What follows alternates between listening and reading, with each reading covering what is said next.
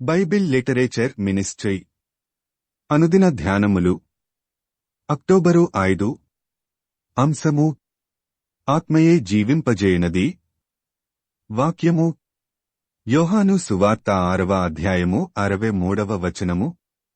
ఆత్మయే జీవింపచేచున్నది, శరీరము కేవలము నిష్ప్రయోజనము.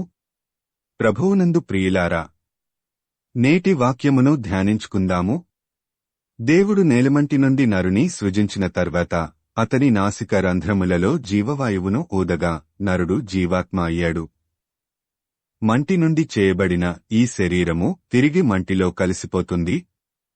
ఈ భూమి మీద మనం జీవించేటప్పుడు మనకు కలిగే భావాలు, అది బాధ అయినా, కోపమైనా, నొప్పి అయినా ఆత్మకు సంబంధించినవే తప్ప శరీరానికి సంబంధించినవి కావు.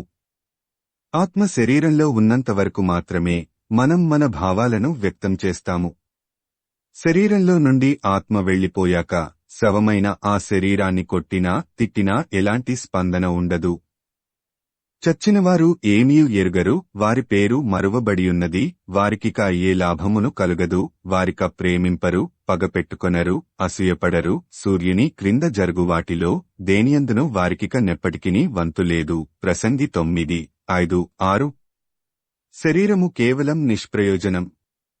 అయినప్పటికీ మన ఆత్మ ఈ శరీరమును ఆధారము చేసుకొని మనలో నివసిస్తుంది కాబట్టి మన శరీర కార్యముల ప్రభావం మన ఆత్మ మీద పడుతుంది.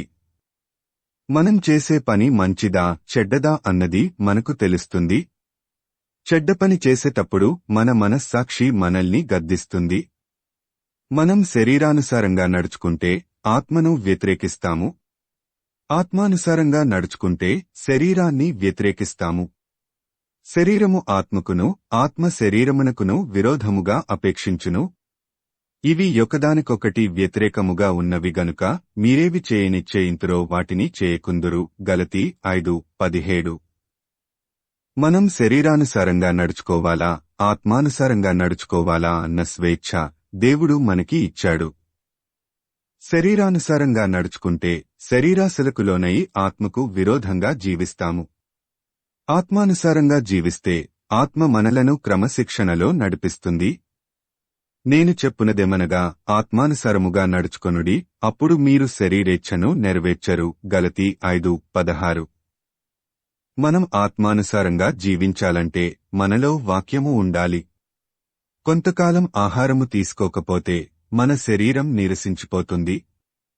అలాగే ఆత్మకి వాక్యము లేకపోతే ఆత్మ ఫలించదు. మన శరీరానికి ఆహారము ఎలా అవసరమో మన ఆత్మకు జీవాహారమైన వాక్యము అంతే అవసరము.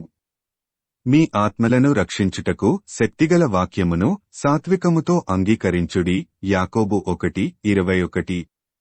వాక్యము మనలో లేకపోతే ఆత్మను ఎలా నడిపించుకోవాలో తెలియక శరీరేచ్ఛలకు బానిసలైపోతాము. ఈ లోకంలో మనకి ఎదురయ్యే కష్టాలు, బాధలకు కారణం శరీర కార్యములే. గలతీ 5:19-21 వరకు. కాబట్టి మనలను జీవింపజేసే ఆత్మను వాక్యమనే జీవాహారంతో పెంచితే దాని ఫలముల వలన మనము సంతోష సమాధానాలతో జీవిస్తాము. గలతీ 5:22.